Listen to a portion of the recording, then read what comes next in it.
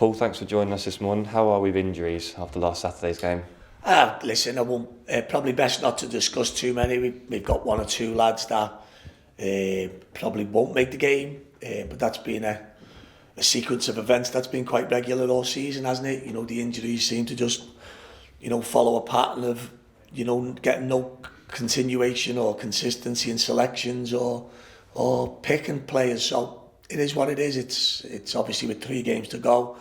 The reality for us, we've got nothing to play for other than pride, and that's sad. That's very, very sad. Off the pitch, announced the season tickets yesterday. The fan base is incredibly important to the football club, isn't it, Paul? Again, I think as we just seen with the European Super League last week, without supporters, football is absolutely nothing.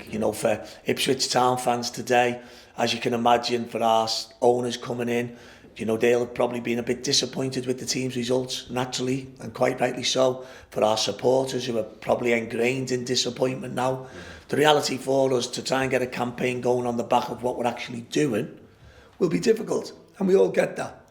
But the reality is, for the pain we're going through at the minute, I can not guarantee, meaning I know into the future, it will change here. 100% Ipswich Town will be a better place, both on and off the pitch, in the future, with the way the ownership's going to be.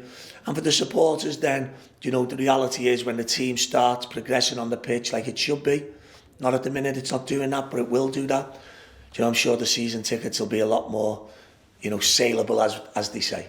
One of the main sort of elements of the promotion was free season tickets for under 12s and under 19s that have had season tickets in the season gone by.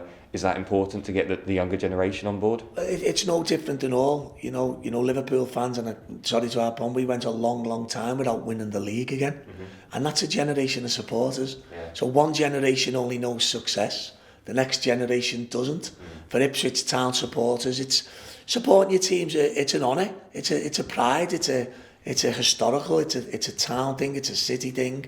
When you go through highs and lows, and as a manager, I carry a little bit of that, if you like. I hate where we are as a club at the minute. I absolutely detest it, and I can only imagine what some of the supporters feel. And not travelling to games is probably a good thing, But my job is to start helping that along the way. Their job, unfortunately, is to keep supporting the team, albeit I get how difficult it must be at the minute. This weekend, social media boycott, all 92 clubs, directed from a sort of collective statement from the Premier League, EFL, FA. It's not right that we're having to do these things, Paul. Is it 2021 and football is still experiencing online abuse and discrimination, racism? It's just not right. There's no place for it. Yeah. There's no place for it for anyone, for any type of discrimination, any type of racism. There's no place for it. Least of all on places where people can be hidden or, can be hiding from, or can stay anonymous. It's just not fair. It's not right. It's not correct. And, will we ever stamp it out? Who knows? But certainly making a stand against it is something that must be totally backed by everyone. What are you expecting from tomorrow's game, Paul? Swindon, given their circumstances, might they play with a bit of freedom? Again, guys, it's as you can imagine, the disappointment that we all feel, that you all should feel regarding how we're performing at the minute, the results, how we're playing. I don't want to really go into it in too much detail because there's 3 games to go. Yeah. We can't save the season now. Anything I say will just be a token gesture to our supporters. I don't need to make token gestures.